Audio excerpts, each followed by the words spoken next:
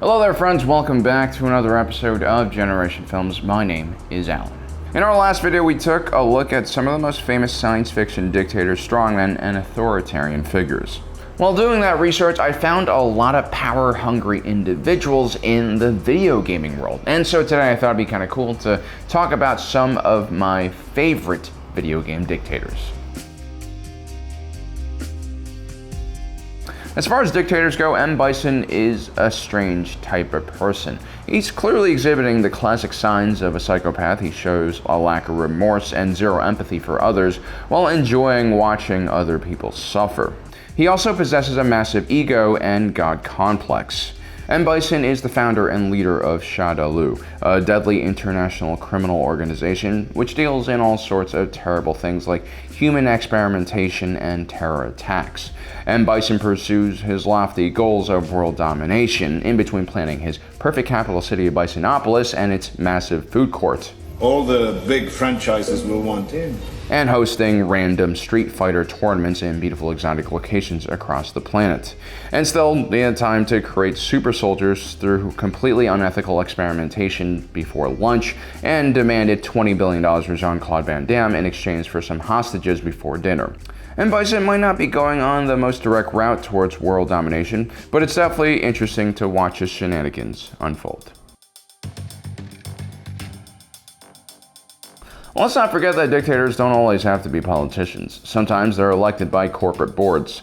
Handsome Jack became the CEO of the massive corporation known as Hyperion, which at one point dominated the planet of Pandora. Handsome Jack is sort of a tragic character. He was abandoned as a child and given to his abusive grandmother. When he finally started his own family, his daughter Angel turned out to be a siren, an extremely powerful being with magical powers. During an encounter with bandits one day, Angel loses control and ends up killing her mother by accident. Handsome Jack becomes consumed by his work and his desire to cleanse the planet of Pandora of all undesirables using his robot armies. To him, all of the people of Pandora are expendable and need to be removed. Arthur Smithfield was the Crown Prince of Lordaeron and a Knight of the Silver Hand. He was trained personally as a paladin by Uther the Lightbringer and had a close relationship with the famous sorceress Jaina Proudmoore. In short, he was humanity and Azeroth's greatest hope and savior in very difficult times. The problems started for Arthas when a scourge of undead invade the kingdom of Lordaeron. Arthas began taking some pretty extreme measures, including purging the entire city of Stratholme because it potentially was infected.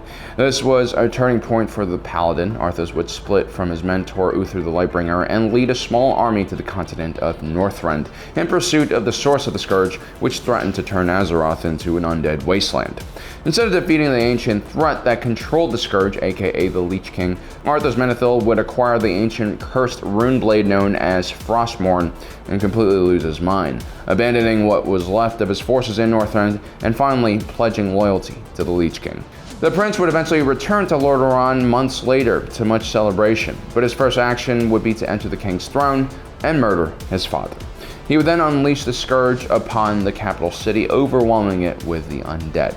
Arthur Menethil would eventually return to Northrend, where he would free the Lich King from his icy prison and then join forces with him, becoming the commander of all of the undead. The fallen prince of Lordaeron would bring much suffering to his own people in a very Anakin Skywalker-like way. Pagan Min is the autocratic ruler of the kingdom of Kriat, and also the dragon head of the Triad Empire. Born in Hong Kong, Pagan Min's father was a Golden Triangle drug lord and profited greatly from the movement of illicit substances in Southeast Asia. Pagan Min would follow his father's footsteps and create his own powerful cartel. Eventually, Pagan became too large and exposed, and so he decided to escape to the nation of Kriat, which was considered a failed state and in the midst of a civil war between the royalists, who supported the old monarch, and nationalists, who were backed by foreign interests and wanted to overthrow that monarch. Pagan Min would join the side of the royalists, but at the last minute betrayed the cause and took the throne for himself, and began purging his former allies, including the heir to the throne. This starts another civil war, this time against the Golden Path resistance movement. Pagan Min is a ruthless individual, but he also seems to be very lackadaisical when it comes to actual governance. He enjoys flooding the airwaves with propaganda and has properly created a cult of personality. But at the same time, he seems entertained by attempts to overthrow him carried out by the Golden Path. Andrew Ryan came from humble beginnings and was born in the Russian Empire and went through the horrors of the Russian Revolution and the terrible violence that occurred during the purges. As a boy, he would flee to the United States in pursuit of his capitalist dreams. Andrew Ryan would quickly work his way up the ladder. After getting involved in the oil industry, he would become one of the richest men in all of America. But by the 1930s, America would experience economic decline, and FDR would create several large socialist programs in response. Ryan saw FDR as an American president adopting Bolshevik tactics and decided to create his own society, a utopia under the ocean known as Rapture. World War II would erupt and be ended by the dropping of the atomic bomb. The sight of this horrific destruction led Ryan to believe that humanity was perverse and heading towards the wrong direction. In his underworld paradise of Rapture, only the smartest and most capable individuals would be invited. Here in his personal city, Andrew Ryan wanted to create a perfect society. But instead, what he had was an unbalanced system that slowly started to descend into madness.